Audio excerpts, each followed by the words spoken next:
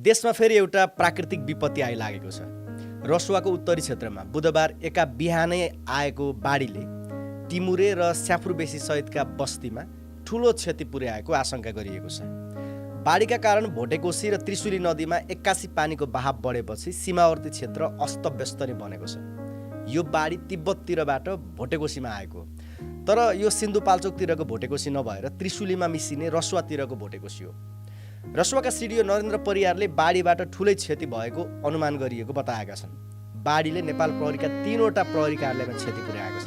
इलाका प्रहरी कार्यालय टिमुरे, प्रहरी चौकी स्याफुरबेसी र प्रहरी चौकी रसुवागढीमा बाढीले ठूलै क्षति गरेको आशंका गरिएको छ।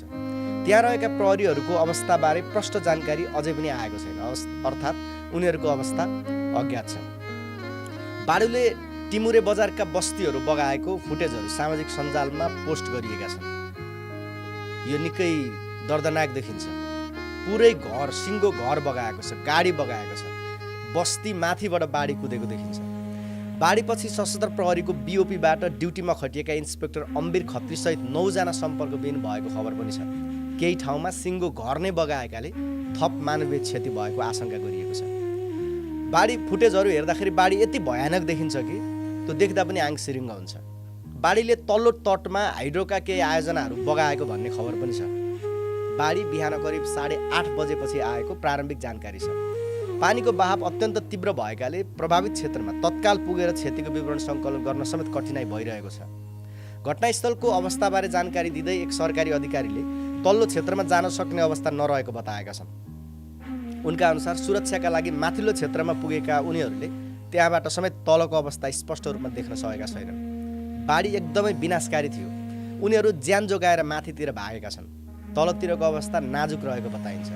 उनका अनुसार टिमुरे बजार क्षेत्रमा ठूलो क्षति भएको प्रारम्भिक रूपमा देखिएको छ, तर बाढीको बहाव र त्यसबाट उत्पन्न जोखिमका कारण स्थलगत निरीक्षण गर्न नसकिएकाले क्षतिको वास्तविक अवस्था खोज्न सकेको छैन।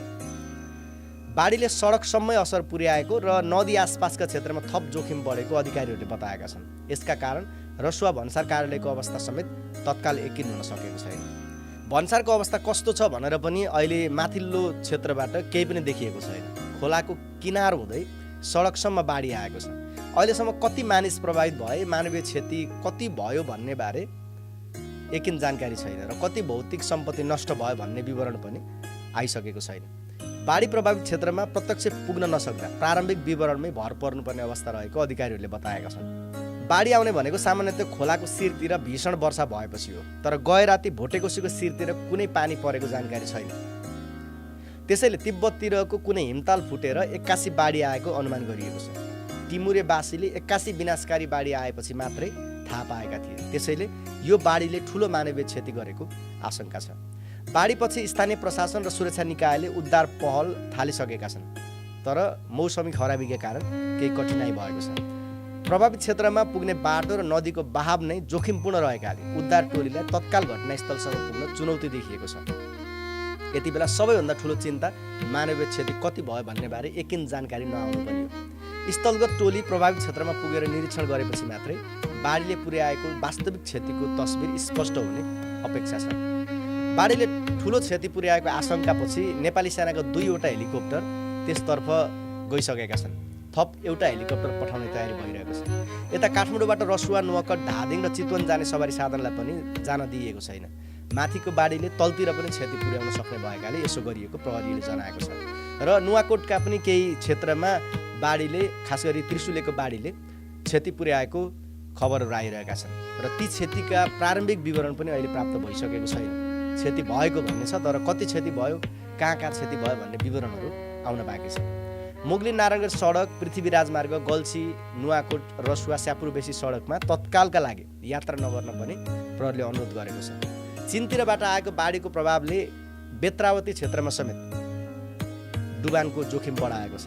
अहिले त्यहाँ पानीको बहाव बढिरहेको छ र यसै बीचमा प्रधानमन्त्री बालेन्द्र शाहले यो रसुवामा आएको बाढीपछि उद्धार, राहत र प्रभावित नागरिकको सुरक्षाका लागि सबै संयन्त्र, राज्यका सबै संयन्त्रहरू परिचालन गरेको बताएका छन्। उनका अनुसार नेपाली सेना, सशस्त्र प्रहरी बल र नेपाल प्रहरीलाई उद्धारमा परिचालन गरिएको छ भने अन्य जिल्लाबाट समेत थप जनशक्ति प्रभावित क्षेत्रतिर पठाइएको छ।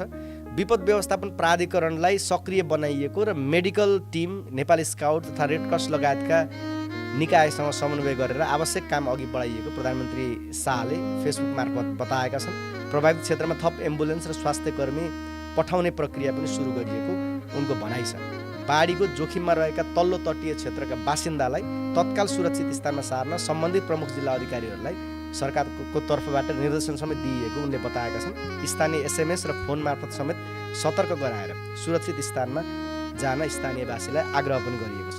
यो प्रधानमन्त्री बालेन्द्र शाहले फेसबुक मार्फत दिएको जानकारी।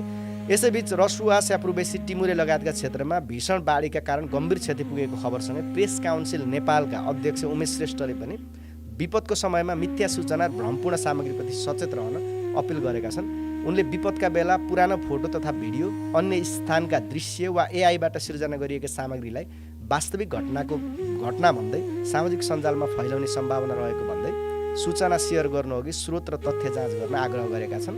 स्थानीय प्रशासन, सुरक्षा निकाय, विपद व्यवस्थापनसँग सम्बन्धित निकाय तथा अन्य आधिकारिक स्रोतबाट जारी सूचना र चेतावनीलाई प्राथमिकता दिनुपर्ने उनको भनाइ छ। यो क्षेत्र जुन अहिले बाढी आएको क्षेत्र छ, यो क्षेत्रमा अघिल्लो वर्ष पनि यस्तै विपत्ति भोटेकोसी नदीको बाढीले नै निम्ति आएको थियो। त्यहाँ ठुलै क्षति पुर्याएको थियो त्यो बेला। त्यसैले यो क्षेत्रमा बाढी आउनु नौलो घटना होइन, तर यसपालि अझ बढी क्षति गरेको हो कि भन्ने चिन्ता सरकारी अधिकारीले पनि गरिरहेका छन्। गत वर्ष असारमा आएको यस्तै विनाशकारी बाढीमा 12 नेपाली र 6 चिनिया नागरिक गरी 18 जनालाई बेपत्ता बनाएको थियो त्यो बाढीले। त्यति बेला बाढीले नेपाल चीन सीमा जोड्ने मितेरी पुल समेत बगाएको थियो, जसका कारण दुई देश बीचको स्थलगत मार्ग टुटेको थियो। रसुवागढीको सुक्खा बन्दरगाहमा राखिएका विद्युतीय गाडीहरू समेत बाढीले बगाएको थियो। बाढीका कारण रसुवागढी जलविद्युत आयोजनाको ड्याममा समेत क्षति पुगेको थियो।